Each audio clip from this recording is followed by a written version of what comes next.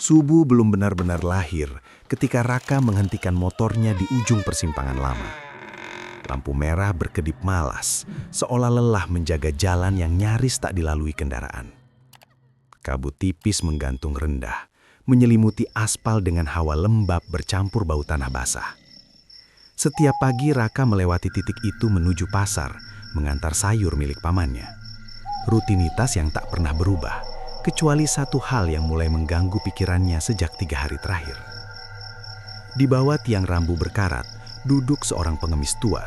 Tubuhnya kurus, punggung membungkuk, pakaian lusuh menempel seperti kain basah. Kepalanya tertunduk, wajah tak pernah benar-benar terlihat. Anehnya, Raka yakin sosok itu tak ada sebelumnya. Jalan tersebut biasanya kosong, bahkan anjing liar jarang singgah. Motor Raka bergetar pelan saat ia menurunkan standar. Ada dorongan aneh di dadanya, semacam rasa iba bercampur tidak nyaman. Ia merogoh saku jaket, menemukan beberapa lembar uang receh. "Pak, ini," ucapnya ragu sambil menaruh uang ke dalam kaleng kecil di depan pengemis itu. Kaleng tersebut berbunyi nyaring, terlalu keras untuk benda sekecil itu. Pengemis tua mengangkat kepala perlahan. Mata mereka bertemu sesaat. Raka merasakan tengkuknya dingin, seakan angin subuh menembus kulit. "Terima kasih."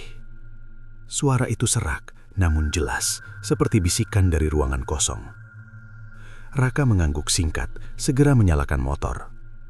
Ia pergi tanpa menoleh, mencoba menepis perasaan ganjil yang mengikuti sepanjang jalan menuju pasar. Saat tiba, ia menyadari sesuatu yang janggal. Dompetnya terasa lebih tebal dari sebelumnya. Ketika dibuka, di dalamnya ada selembar uang kertas yang ia yakin tidak ia miliki tadi pagi. Warnanya kusam, baunya apek, seperti disimpan lama di dalam tanah. Raka menutup dompet cepat-cepat. Ia memilih mengabaikan hal tersebut, menganggap pikirannya terlalu lelah. Hari itu berjalan biasa, pembeli datang silih berganti, suara tawar-menawar memenuhi udara. Namun, setiap kali ia menyentuh dompet, bau tanah kembali tercium samar. Keesokan subuh, ia kembali melewati persimpangan itu. Pengemis tua masih duduk di tempat yang sama, posisi serupa, kaleng tetap di depan. Kabut bahkan lebih tebal, membuat jarak pandang memendek. "Mas," panggil suara serak itu sebelum Raka sempat turun dari motor. Raka terkejut. "Iya, Pak." "Terima kasih, kemarin." Ucapan itu sederhana, tetapi Raka merasakan jantungnya berdetak lebih cepat. Ia kembali memberi beberapa receh, kali ini dengan tangan sedikit gemetar. Saat uang jatuh, kaleng kembali berbunyi nyaring, disusul senyum tipis di wajah pengemis itu. Senyum yang terlalu lebar untuk wajah setua itu. Sepanjang hari, kejadian aneh kembali terulang. Dompet Raka selalu terisi ketika ia merasa kosong. Uang muncul tanpa asal jelas, namun setiap lembar membawa bau yang sama. Malamnya, saat menghitung hasil kerja, ia mulai gelisah. "Kenapa ya?" gumamnya sendiri, menatap uang di atas meja. Ibunya yang duduk di sudut ruangan menoleh. "Kenapakah?" "Enggak, Bu, cuma capek." Namun kegelisahan itu tak hilang. Pada malam ketiga, Raka bermimpi berada di persimpangan tersebut. Lampu merah menyala terang, kabut berputar membentuk bayangan. Pengemis tua berdiri di hadapannya. Kali ini tegak, tubuhnya tinggi, matanya hitam pekat. "Sedekahmu diterima," kata sosok itu dalam mimpi. "Apa maksud Bapak?" "Setiap pemberian ada gantinya."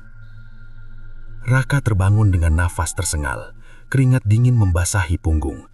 Di meja samping tempat tidur, dompetnya terbuka sendiri. Di dalamnya, uang bertambah lagi, lebih banyak dari sebelumnya. Bau tanah basah memenuhi kamar, membuatnya mual. Subuh berikutnya, langkah Raka terasa berat saat mendekati persimpangan. Ia ingin berbalik, namun entah kenapa motornya melambat sendiri. Pengemis tua masih ada, kini menatap lurus ke arahnya, seolah sudah menunggu. "Mas Raka," panggilnya pelan. Raka membeku. "Bapak tahu nama saya?" Pengemis itu menyengi senyum selebar sebelumnya. Nama hanya soal waktu. Kabut menebal, suara lingkungan hilang, menyisakan detak jantung Raka yang semakin keras. Untuk pertama kalinya, ia menyadari bahwa sedekah yang ia beri bukan sekedar pemberian biasa. Ada sesuatu yang dicatat, dihitung, dan kelak akan ditagih. Dan pagi itu, tanpa Raka sadari, hitungan tersebut baru saja dimulai. Raka tidak langsung menuju pasar pagi itu.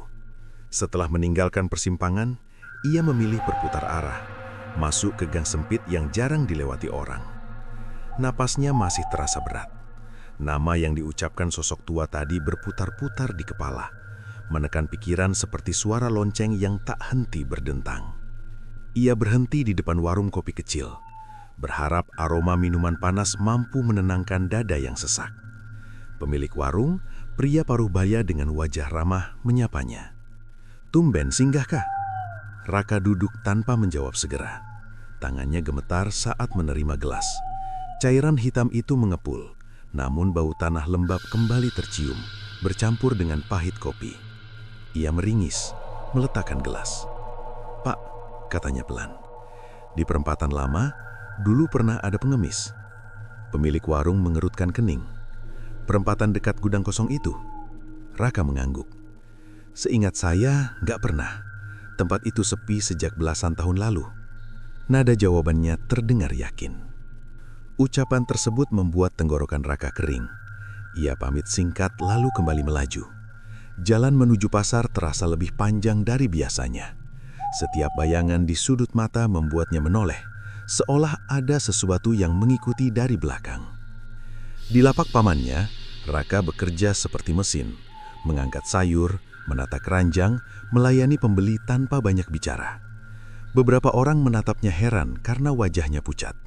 Ketika menghitung uang hasil jualan, lagi-lagi jumlahnya lebih banyak.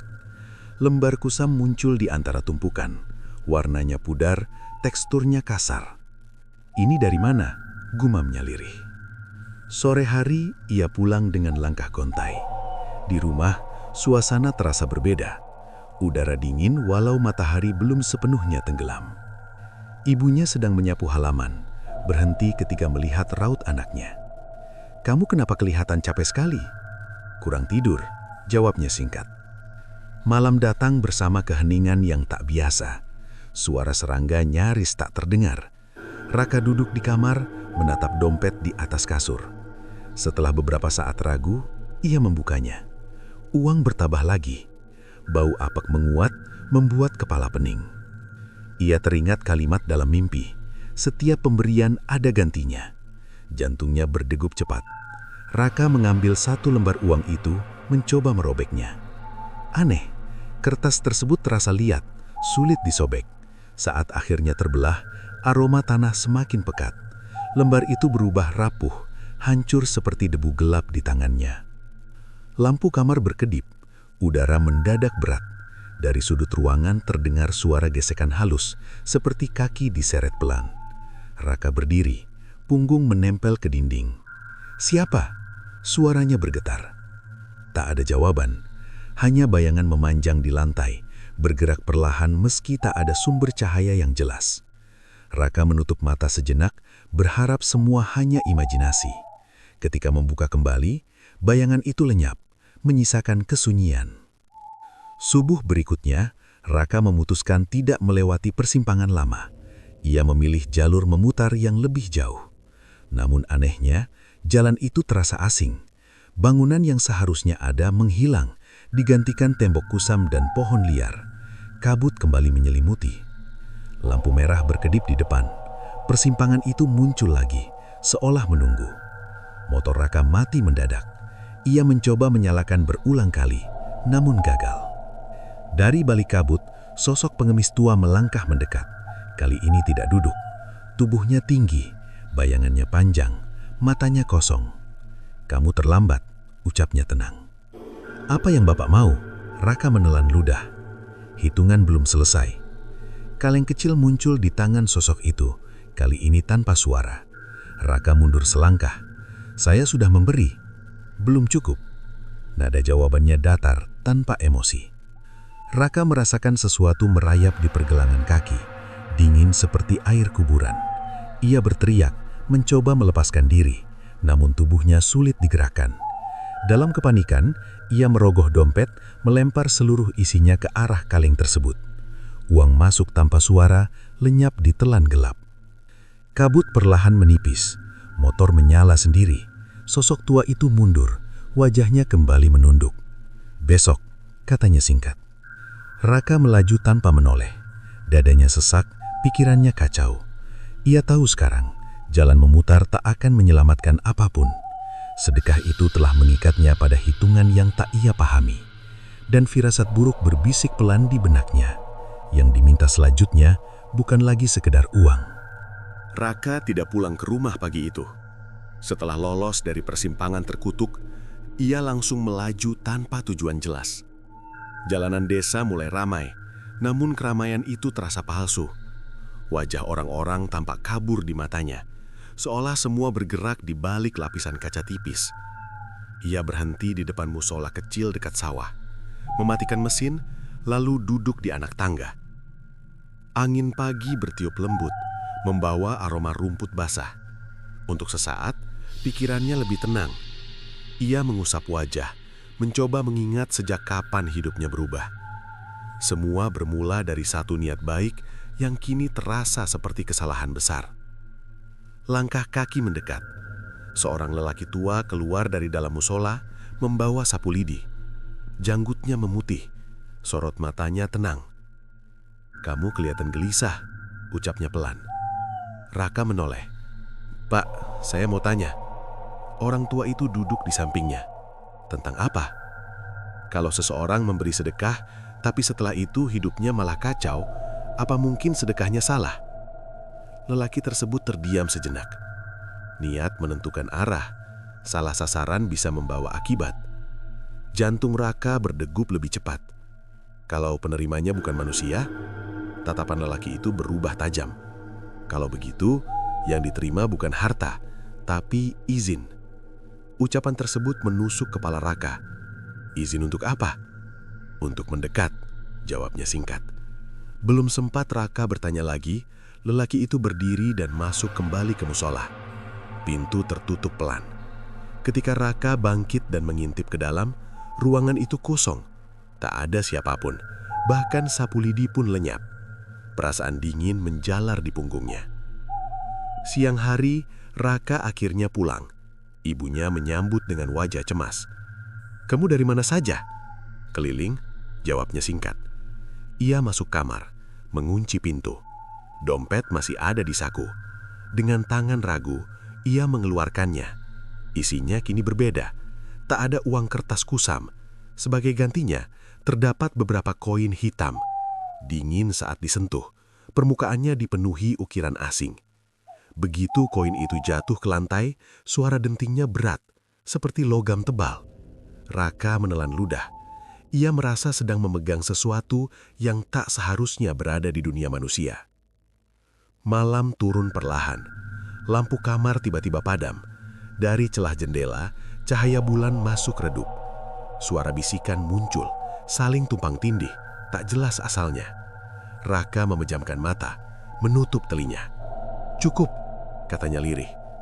Bisikan berhenti mendadak. Sunyi terasa menekan. Di depan lemari, bayangan tinggi berdiri tanpa wujud jelas. Raka membuka mata perlahan.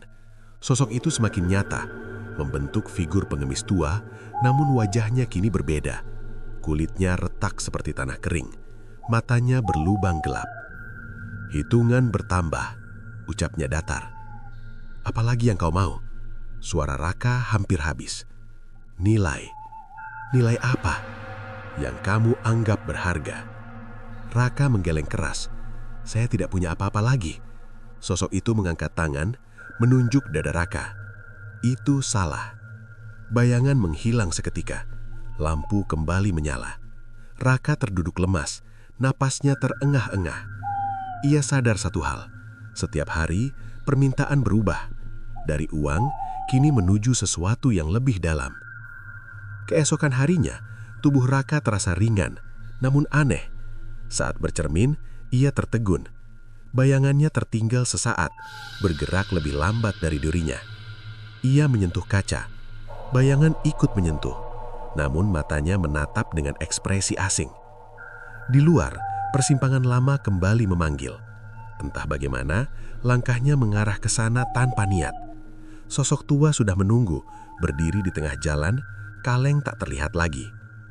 "Hari ini," katanya, "kamu belajar memberi tanpa benda." "Apa maksudmu?" tanya Raka. Pengemis itu tersenyum tipis. Kenangan. Udara mendadak berat. Kepala Raka berdenyut. Ingatan masa kecilnya berkelebat. Tawa, wajah ayahnya yang telah lama meninggal, suara ibunya memanggil namanya. Satu persatu, potongan itu terasa ditarik keluar, membuat dadanya sesak. "Berhenti!" teriak Raka. Sosok mundur. Masih tersisa. Besok. Kabut menelan segalanya. Raka tersungkur di aspal, tubuhnya gemetar. Ketika akhirnya bangkit, persimpangan kembali kosong. Namun di kepalanya ada ruang kosong yang tak bisa ia jelaskan. Ia tahu sesuatu telah diambil. Dan untuk pertama kalinya, Raka menyadari kebenaran paling menakutkan. Sedekah itu bukan tentang memberi dengan ikhlas, melainkan tentang berapa banyak dirinya yang sanggup ia lepaskan sebelum benar-benar habis. Raka terbangun dengan kepala terasa kosong, seolah sebagian dirinya tertinggal di tempat lain. Pagi itu cahaya matahari masuk melalui celah jendela, namun tidak membawa rasa hangat. Ia duduk lama di tepi kasur, mencoba mengingat mimpi semalam, tetapi yang muncul hanya lubang samar tanpa bentuk. Ada perasaan kehilangan, meski ia tak tahu apa yang hilang. Dari luar kamar terdengar suara ibunya memanggil. "Raka, sarapan sudah siap?" Ia menjawab pelan, "Iya, Bu." Lalu berdiri. Langkahnya ringan, terlalu ringan, seperti tubuh tanpa beban. Saat melewati cermin ruang tamu, ia berhenti. Pantulan itu tersenyum sepersekian detik lebih lambat. Dadanya menegang. Di meja makan, ibunya memperhatikannya lekat-lekat. "Kamu kelihatan beda." Raka mengangkat bahu. "Biasa saja." Namun sendok di tangannya terasa asing. Gerakan mengunyah terjadi otomatis, tanpa rasa. Ia mencoba mengingat masakan favoritnya sejak kecil, tetapi lidahnya tak memberi jawaban. Hanya hampa. Setelah keluar rumah, jalan desa terlihat panjang dan membingungkan. Beberapa sudut terasa asing walau sering dilewati. Pohon mangga di dekat balai warga tampak seperti baru pertama kali ia lihat. Perasaan panik merayap perlahan. Ia menghentikan motor, memejamkan mata, menarik nafas. Saat membukanya kembali, kabut tipis melayang di ujung jalan. Persimpangan itu muncul lagi, lebih dekat dari seharusnya. Lampu merah berkedip, suaranya berdetak seirama jantung. Pengemis tua berdiri di sana, tanpa kaleng, tanpa tongkat. Tubuhnya kini jelas, terlalu jelas. Garis wajahnya tajam, seolah dipahat dari bayangan. "Kamu merasa ringan," katanya. Raka menelan ludah. "Apa yang kau ambil?" "Sedikit cerita." Nada suaranya datar. "Cerita hidup saya, bagian yang membuatmu manusia." Kepala Raka berdenyut. Potongan ingatan berkelebat lalu runtuh sebelum bisa diraih. Ia teringat wajah ayahnya, tetapi suara lelaki itu menghilang. Nama panggilan masa kecilnya lenyap. Rasa takut pertama kali jatuh dari sepeda tidak lagi terasa. "Aku masih hidup," ujar Raka putus asa. "Belum tentu," jawab sosok itu singkat. Kabut berputar, lalu mereda. Raka kembali berada di atas motor. Mesin menyala. Jalanan sepi seperti biasa. Namun di dadanya ada retakan tak kasat mata. Hari itu ia bekerja tanpa keluhan. Anehnya, tak ada rasa lelah. Namun ketika pamannya memanggil namanya, Raka terlambat merespons, seolah panggilan itu ditujukan pada orang lain. "Raka?" "Ya," jawabnya ragu. Pamannya menatap heran. "Kamu kenapa?" Raka menggeleng. Ia sendiri tak tahu jawabannya. Sore menjelang, ia duduk sendirian di tepi sungai kecil belakang rumah. Air mengalir tenang, memantulkan langit jingga.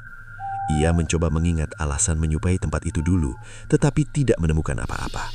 Tidak ada kenangan memancing, tidak ada tawa bersama teman lama. Semua terasa baru, sekaligus kosong. Dari pantulan air, ia melihat bayangan lain berdiri di belakang.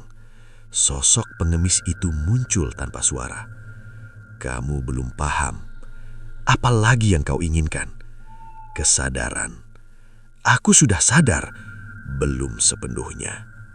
Sosok itu menunjuk air sungai. Pantulan Raka di sana berbeda. Matanya kosong, ekspresinya datar. Bayangan itu bergerak sendiri, mengangkat tangan, menyentuh permukaan air. Riak menyebar. Setiap sedekah membuka pintu. Lanjutnya, sekarang pintumu setengah terbuka. Raka mundur. Aku ingin berhenti. Pengemis itu tersenyum tipis. Berhenti hanya milik yang belum memulai. Angin bertiup kencang. Sosok tersebut menghilang, meninggalkan dingin yang menempel di tulang. Raka terduduk, kepalanya pening. Ia merasa ada sesuatu bergerak di dalam pikirannya, menggeser ingatan seperti perabot lama. Malam itu ia mencoba menuliskan nama-nama yang ia kenal. Ibunya, pamannya, beberapa tetangga. Namun saat membaca ulang, tulisan itu terasa asing, seolah dibuat oleh tangan orang lain. Beberapa nama tak lagi memunculkan wajah. Ini tidak boleh berlanjut, bisiknya. Lampu kamar meredup. Dari sudut ruangan terdengar suara langkah pelan. Bukan satu, melainkan banyak, saling bersahutan. Bayangan bergerak di dinding, membentuk siluet orang-orang tanpa wajah. Mereka juga pernah memberi. Gumamam suara pengemis itu. Raka menutup telinga. Pergi! Belum. Nadanya lebih berat. Bayangan mendekat, lalu berhenti. Suasana kembali normal. Raka terduduk lemas, nafas tersengal. Ia sadar, ancaman itu nyata. Bukan lagi tentang uang, bukan pula kenangan semata, melainkan keberadaannya sendiri. Di luar, lampu merah di persimpangan berkedip sekali, meski jaraknya jauh. Detaknya terasa sampai ke kamar, menandakan hitungan yang terus berjalan. Dan Raka tahu, pada bab berikutnya, yang akan diminta bukan sekedar ingatan, melainkan keputusan yang menentukan apakah ia masih pantas disebut manusia. Pagi datang tanpa rasa segar. Raka membuka mata dengan kesulitan, seolah kelopak itu terlalu berat untuk diangkat.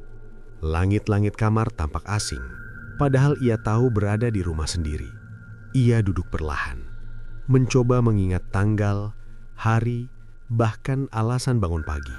Semuanya kabur, seperti tulisan yang terhapus hujan. Dari dapur terdengar suara piring. Ibunya bersenandung pelan. Nada itu terasa jauh, seperti datang dari lorong panjang. Raka berdiri, melangkah keluar kamar. Saat melihat ibunya, dadanya menghangat, tetapi perasaan itu tak memiliki nama. Ibu, ucapnya ragu. Perempuan itu menoleh, tersenyum. Kenapa manggil? Raka terdiam. Ia tahu harus mengatakan sesuatu, namun tak paham apa. Nggak apa-apa, jawabnya akhirnya. Ibunya mengangguk, meski sorot matanya menyimpan tanya. Raka duduk, menatap meja makan. Tangannya bergerak otomatis, namun pikirannya kosong. Ia menyadari satu hal yang membuat napasnya tersendat. Ia tak ingat kapan terakhir kali tertawa bersama perempuan itu. Keluar rumah, udara pagi terasa tipis. Jalan desa memanjang sunyi. Beberapa orang menyapa, menyebut namanya. Namun Raka terlambat bereaksi. Nama itu terdengar seperti milik orang lain. Di ujung jalan, kabut menggantung rendah. Persimpangan lama menampakkan diri lagi, kali ini tanpa lampu menyala. Sosok pengemis berdiri di tengah, lebih jelas dari sebelumnya. Tubuhnya tegap, bayangannya bercabang ke segala arah. Kamu mulai kosong, katanya. Raka mengekam tangan. Kembalikan. Tidak ada pengembalian. Jawabnya tenang. Apalagi yang kau mau dariku? Keseimbangan. Keseimbangan apa? Antara sadar dan rela. Udara menekan dada Raka. Ia merasa pikirannya ditarik ke dua arah. Di satu sisi, keinginan bertahan sebagai manusia. Di sisi lain, dorongan menyerah agar rasa sakit berhenti. "Aku tidak mau kehilangan lagi," katanya lirih. Pengemis itu melangkah mendekat. "Kehilangan bukan pilihanmu lagi." Kabut berputar cepat. Suara lingkungan menghilang. Raka melihat kilasan wajah-wajah asing berdiri mengelilingi persimpangan. Mata mereka kosong, tubuhnya samar. Siapa mereka? Mereka yang berhenti melawan. Raka menggigit bibir. "Aku tidak seperti mereka." Belum. Tiba-tiba kepalanya terasa panas. Pikiran dipenuhi bisikan, saling tumpang tindih. Kalimat tak jelas, potongan memori, rasa bersalah tanpa sebab. Ia jatuh berlutut. "Hentikan!" teriaknya. Sosok tua itu mengangkat tangan. Seketika sunyi kembali. Kesadaran itu mahal. "Kamu belum bayar lunas." Raka menatapnya dengan mata berair. "Apa yang tersisa dariku?" Pengemis itu menunjuk dada Raka. "Pilihan." Kabut menipis. Sosok-sosok di sekeliling menghilang. Raka kembali berdiri sendiri. Motor terparkir di sisi jalan. Mesin mati. Ia terduduk lama, tubuh gemetar. Untuk pertama kalinya, ia menyadari bahwa kehilangan bukan hanya tentang ingatan, melainkan tentang arah hidup. Siang hari berlalu tanpa ia sadari. Ketika pulang, rumah terasa lebih sepi. Ibunya duduk di ruang tamu, menatap foto lama. "Kamu ingat ayahmu?" tanya beliau tiba-tiba. Raka terdiam. Foto itu memperlihatkan pria tersenyum lebar, namun tak ada rasa akrab di hatinya. "Sedikit," jawabnya jujur. Ibunya menunduk. "Kamu berubah." Kalimat itu menghantam keras. Raka masuk kamar, menutup pintu. Ia menatap tangannya sendiri, mencoba merasakan sesuatu yang pasti. Detak jantung masih ada, napas masih berjalan. Namun rasa memiliki terhadap diri sendiri perlahan memudar. Malam turun membawa kesunyian berat. Lampu berkedip. Dari dinding bayangan bergerak perlahan, membentuk sosok pengemis tanpa wujud penuh. "Besok," katanya bergema. "Hitungan hampir selesai." Raka mengangkat kepala. "Kalau aku menolak?" Menolak berarti menyerahkan sisanya sekaligus. "Apa sisanya?" "Dirimu." Bayangan lenyap. Raka terduduk, napasnya tersengal. Ia menyadari babak ini bukan lagi tentang memberi atau tidak, melainkan tentang memilih jalan akhir. Di antara menjadi kosong sepenuhnya atau melawan dengan risiko kehilangan segalanya. Di luar, angin berhembus membawa bau tanah basah. Persimpangan itu seolah memanggil dari kejauhan. Dan di dalam hati Raka, satu tekad perlahan tumbuh. Jika ini harus berakhir, ia tak ingin pergi sebagai bayangan. Raka bangun sebelum ayam berkokok. Udara masih gelap, dingin menempel di kulit. Ia duduk lama di lantai kamar, menatap dinding kosong. Ada sisa tekad yang tertinggal sejak malam, tipis namun keras. Ia tahu persimpangan itu akan datang lagi. Kali ini, ia tak ingin terseret tanpa arah. Ia membuka lemari, mengambil jaket lama milik ayahnya. Kainnya usang, aromanya samar seperti hujan sore. Saat dipakai, dadanya terasa lebih berat, namun ada kehangatan aneh yang menahan gemetar. Raka keluar rumah tanpa sarapan, tanpa pamit. Langkahnya mantap. Jalan desa masih lengang, lampu-lampu menyala redup, membentuk bayang panjang. Kabut tipis menyelimuti tanah, seolah menunggu sesuatu. Raka berhenti di tepi sawah, menarik nafas dalam. Ia mengingat pesan lelaki tua di musola. Salah sasaran memberi izin. Kali ini, ia berniat menutupnya. Persimpangan muncul perlahan, seperti gambar yang ditarik dari balik kabut. Lampu merah mati, hanya keheningan yang menyambut. Sosok pengemis berdiri di tengah. Wajahnya tenang, tubuhnya tegak. "Kamu datang lebih cepat," ucapnya. Raka melangkah maju. "Aku ingin selesai." "Tidak ada selesai," jawabnya datar. "Ada," kata Raka. Suaranya rendah namun tegas. "Kalau aku berhenti memberi." Pengemis itu tersenyum tipis. Memberi sudah terjadi. Raka menggeleng. Bukan lagi. Angin berputar. Kabut menebal. Dari segala arah, bayangan bermunculan. Berdiri melingkar. Wajah mereka kosong. Mata mereka gelap. Raka merasakan tekanan di kepala. Seperti tangan-tangan tak terlihat menarik pikirannya. "Kamu sendirian," kata sosok itu. Raka membuka jaket, merogoh saku dalam. Ia mengeluarkan koin hitam yang tersisa, menatap ukirannya. "Aku tahu ini bukan milikku." Ia melempar koin itu ke aspal. Dentingnya berat. Tanah bergetar halus. "Ambil kembali," lanjut Raka. "Aku tidak mau ikut hitunganmu." Pengemis itu menatap koin tersebut. Lalu Raka, "Itu bukan caranya. Aku tidak peduli caramu." Untuk sesaat, udara membeku. Bayangan di sekeliling bergerak gelisah. Sosok tua itu melangkah mendekat. Matanya menyorot tajam. "Kamu berani," katanya. "Aku takut," jawab Raka jujur. "Tapi aku masih memilih." Kata terakhir itu menggema. Lampu merah tiba-tiba menyala terang. Cahaya memecah kabut, membuat bayangan berteriak tanpa suara. Satu persatu mereka memudar. Pengemis itu terhuyung sedikit. Pilihan punya harga. Aku tahu. Raka merasakan nyeri di dada. Ingatan berkelebat cepat, seperti buku di balik paksa. Wajah ibunya, senyum ayahnya, tawa masa kecil. Semua bergetar, nyaris lepas. Ia menggigit bibir, bertahan.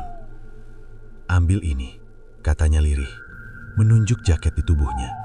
"Kenangan yang mengikatku, bukan aku." Sosok tua terdiam. Untuk pertama kalinya, rautnya berubah ragu. "Itu bukan bagian hitungan." "Sekarang iya," balas Raka. Angin mengamuk, kabut tersibak. Sosok tua mengangkat tangan, menyentuh jaket itu. Dingin menyambar. Raka menjerit tertahan. Rasa kehilangan menghantam, namun tidak melubangi dirinya sepenuhnya. Hanya lapisan luar yang terkelupas. Jaket jatuh ke tanah, berubah kusam, lalu hancur seperti debu. Sosok tua mundur, bayangannya memendek. "Cukup," katanya pelan. Lampu merah berkedip cepat, lalu padam. Persimpangan kembali sepi. Kabut menghilang. Raka berdiri terengah. Tubuhnya lemah namun utuh. Koin hitam di aspal retak, kemudian lenyap. Ia menatap sekeliling. Tak ada lagi sosok. Tak ada bisikan. Hanya suara angin dan langkahnya sendiri.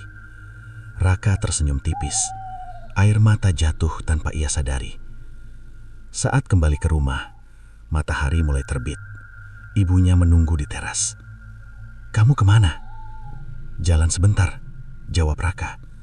Perempuan itu mengangguk, menatapnya lama. "Kamu kelihatan kembali." Raka menghela nafas. "Belum sepenuhnya, tapi aku di sini." Malam nanti, ia tahu, bayangan mungkin datang lagi. Namun satu hal pasti, hitungan itu tak lagi berjalan sepihak. Untuk pertama kalinya sejak sedekah pertama, Raka tidak memberi apapun. Dan justru itulah pemberian terbesarnya. Hari-hari setelah persimpangan terasa aneh, namun tenang. Raka kembali menjalani rutinitas, bangun pagi, membantu pamannya, pulang menjelang senja. Tidak ada kabut mendadak, tidak terdengar bisikan, dompetnya kosong sebagaimana mestinya. Namun ketenangan itu rapuh, seperti kaca tipis yang menunggu retak. Pada malam ketiga, ia terbangun oleh rasa dingin yang menyusup dari lantai.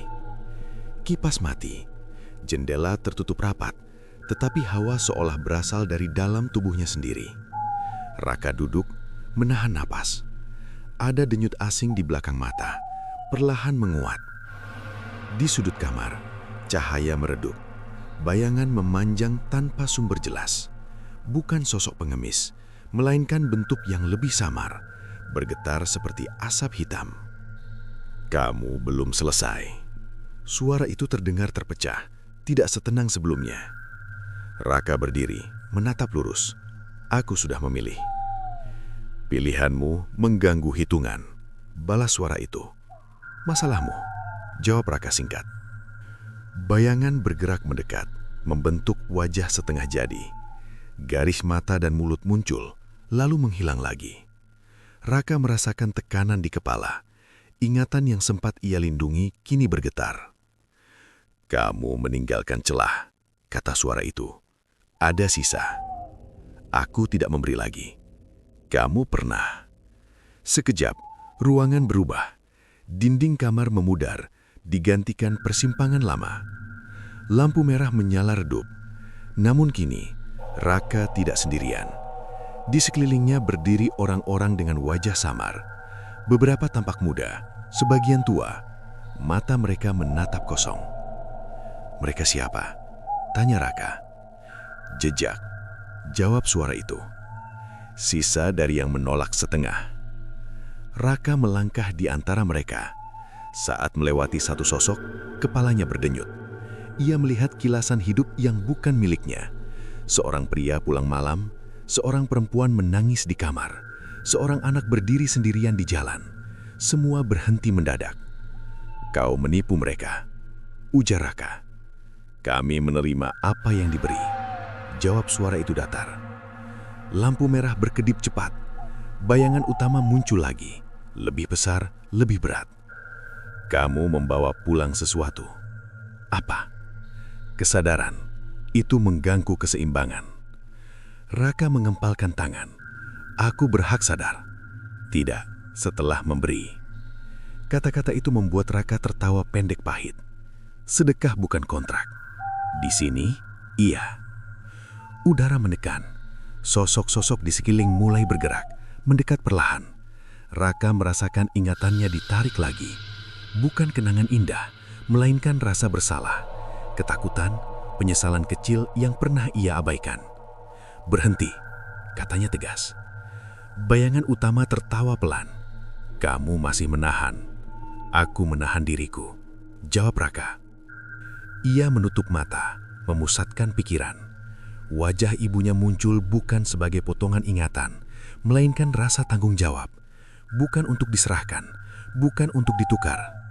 Aku tidak memberi ini, ucapnya. Lampu merah menyala terang. Cahaya memotong bayangan, membuat sosok-sosok di sekeliling berteriak tanpa suara. Beberapa runtuh seperti debu. Bayangan utama mundur. Kamu melanggar. Aku bertahan. Getaran hebat mengguncang persimpangan. Tanah retak, lampu pecah, cahaya padam. Satu persatu sosok lenyap. Ruangan kembali menjadi kamar Raka. Ia terhuyang, jatuh berlutut. Napasnya tersengal. Kamar sunyi, tidak ada lagi bayangan. Namun di dadanya tersisa nyeri tumpul, seperti bekas luka lama. Pagi datang dengan langit pucat.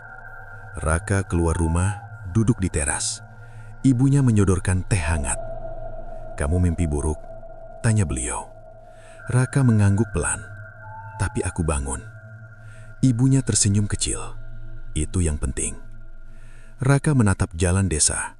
Jauh di ujung, persimpangan itu tak terlihat. Namun ia tahu, sisa itu belum sepenuhnya pergi. Bukan untuk menagih, melainkan menunggu. Dan ia mengerti satu hal. Selama ia masih sadar, selama ia memilih, bayangan itu tidak akan pernah benar-benar menang. Hujan turun tanpa suara keras, hanya rintik halus yang menempel di dedaunan. Raka berjalan menyusuri tepi desa dengan langkah pelan. Sejak malam itu, dadanya terasa lebih ringan, namun pikirannya waspada. Ada perasaan seperti seseorang berdiri di belakang tirai, menunggu saat lengah. Ia tidak lagi melihat kabut tiba-tiba, tidak mendengar bisikan jelas, tetapi dunia seakan berubah sedikit miring. Di depan warung kosong, ia berhenti. Kaca etalase memantulkan wajahnya. Pantulan itu bergerak serempak, kali ini tepat waktu. Raka menghela nafas. Masih aku, gumamnya. Dari dalam warung, terdengar suara kursi bergeser. Seorang pria keluar, mengenakan pakaian sederhana. Wajahnya biasa, Tidak tua, tidak muda. Tatapannya datar. "Kamu Raka?" "Iya." Ada yang menitip pesan. "Siapa?" Pria itu tersenyum tipis. "Kamu tahu." Raka merasakan dingin merayap di tulang belakang. "Aku sudah selesai." "Belum," jawab pria tersebut tenang. "Tinggal satu." "Hentikan," kata Raka tegas. Pria itu menoleh ke jalan sepi. Persimpangan bukan satu-satunya pintu. Hujan mendadak berhenti. Udara terasa berat. Warung kosong itu memudar, berubah menjadi lorong panjang dengan dinding gelap. Lampu kecil menggantung, berayun pelan. Di ujung lorong berdiri sosok yang familiar, namun berbeda. Bukan pengemis tua, melainkan bayangan dengan bentuk manusia. Wajahnya samar. "Kamu datang." Suara itu terdengar lebih dalam. Raka melangkah maju. "Aku tidak memberi lagi." "Tidak perlu," jawab bayangan itu. "Kamu sudah membawa cukup." "Apa maksudmu?" "Keberanian." Lorong bergetar. Di dinding muncul bayangan orang-orang yang pernah ia lihat sebelumnya. Namun kali ini wajah mereka jelas. Ada rasa lelah, takut, pasrah. Mereka menatap Raka seolah menunggu jawaban. "Kami terhenti," kata beberapa suara menyatu. "Karena ragu." Raka menggeleng.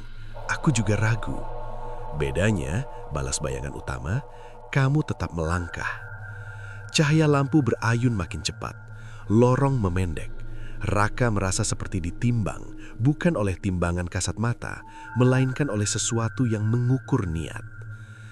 "Hitungan terakhir," ujar bayangan itu. "Bukan tentang memberi, melainkan menerima." Menerima apa? Kenyataan.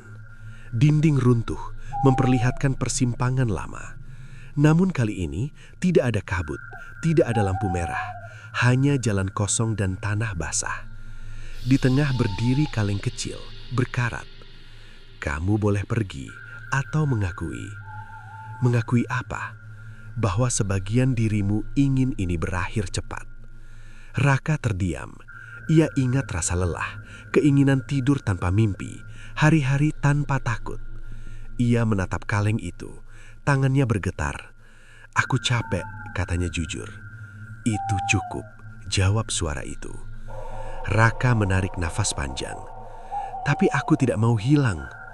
Kaleng itu bergetar, retak perlahan. Bayangan utama mundur setengah langkah. "Kamu memilih hidup dengan beban," katanya. "Daripada kosong." Tanah bergetar pelan. Kaleng itu hancur menjadi serpihan, lalu lenyap. Bayangan-bayangan di sekitar memudar satu persatu, meninggalkan keheningan yang aneh, namun lega. Persimpangan perlahan menghilang, digantikan jalan desa yang basah oleh hujan. Raka berdiri sendiri. Tidak ada suara lain selain nafasnya. Pagi menyingsing. Raka pulang dengan langkah pasti. Di rumah, ibunya menatapnya lama. "Kamu kelihatan lebih tenang," ucap beliau. Raka mengangguk sedikit. "Aku memilih bangun." Ibunya mengangguk, seolah memahami lebih dari yang diucapkan. Malam itu Raka tidur tanpa mimpi. Tidak ada lorong, tidak ada bayangan, hanya gelap yang wajar. Namun, jauh di dasar kesadarannya, ia tahu perhitungan itu tidak benar-benar lenyap. Ia hanya kalah. Dan selama Raka tetap sadar, tetap memilih, kemenangan itu akan bertahan.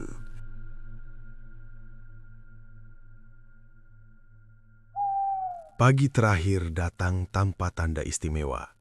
Langit cerah, angin bergerak pelan, burung-burung kembali bersuara seperti sedia kala. Raka berdiri di halaman rumah, merasakan tanah di bawah telapak kaki. Tidak ada kabut, tidak ada panggilan, namun ada keyakinan sunyi yang tumbuh perlahan. Hari ini semuanya akan ditutup. Ia menatap wajah ibunya yang sedang menyiram tanaman. Perempuan itu tersenyum kecil, senyum yang selama ini nyaris hilang dari ingatannya. "Kamu mau kemana?" tanya beliau. Raka menarik napas. Sebentar saja. Ia melangkah menyusuri jalan desa dengan langkah mantap. Setiap batu, setiap pohon terasa nyata. Tidak ada rasa asing. Ketika tiba di ujung jalan, persimpangan itu muncul untuk terakhir kalinya. Bukan dengan kabut atau lampu berkedip, melainkan terang, terbuka, seperti ingin dilihat apa adanya. Sosok pengemis berdiri di sana. Bukan lagi tua, bukan lagi tinggi. Wujudnya sederhana, hampir menyerupai manusia biasa. "Kamu datang," katanya. "Untuk menutup," jawab Raka. Sosok itu mengangguk. Hitungan selesai jika ada penyerahan. Raka menyisip tipis. "Aku tahu." Ia melangkah ke tengah persimpangan. Tidak ada ketakutan yang mencengkram, hanya kesadaran penuh. Ia menatap sosok itu lurus. "Aku tidak memberi uang, ingatan, atau rasa," ujar Raka. "Aku memberi keputusan." "Keputusan apa?" "Untuk tetap hidup dengan segala sakitnya." Udara bergetar halus. Jalanan di sekeliling perlahan memudar, berganti ruang kosong tanpa batas. Tidak gelap, tidak terang, hanya ada mereka berdua. "Kamu menolak jalan cepat," kata sosok itu. "Aku memilih jalan panjang." Sosok pengemis tersenyum samar. "Itu sedekah paling mahal." Raka mengangguk. Dadanya terasa penuh, bukan oleh kehilangan, melainkan penerimaan. Ia teringat semua ketakutan, keraguan, malam-malam panjang. Semua itu bukan beban untuk diserahkan, melainkan bagian dari hidup yang harus dibawa. "Ambil hitunganmu," kata Raka tenang. "Aku tidak lagi berada di dalamnya." Sosok itu menunduk. Tubuhnya mulai memudar, seperti asap tertiup angin. "Kamu bebas," ucapnya pelan. "Aku tahu." Ruang kosong runtuh perlahan. Jalanan desa kembali utuh. Persimpangan menghilang seakan tak pernah ada. Raka berdiri sendiri di bawah langit pagi. Napasnya teratur, jantungnya berdetak stabil. Ia pulang dengan langkah ringan. Rumah menyambut dengan aroma teh hangat. Ibunya menatapnya lama lalu berkata pelan, "Kamu benar-benar kembali." Raka menyesip. "Aku tidak pernah pergi sepenuhnya." Hari berlalu sederhana. Tidak ada keajaiban, tidak ada hadiah. Namun malam itu, saat Raka berbaring, ia menyadari satu hal penting. Hidup bukan tentang memberi hingga habis, melainkan tentang tahu kapan harus berhenti memberi pada kegelapan. Dan di sanalah kisah itu berakhir. Bukan dengan kematian, bukan pula dengan kutukan, melainkan dengan sedekah terakhir yang paling sulit dilakukan manusia, memilih diri sendiri untuk tetap hidup.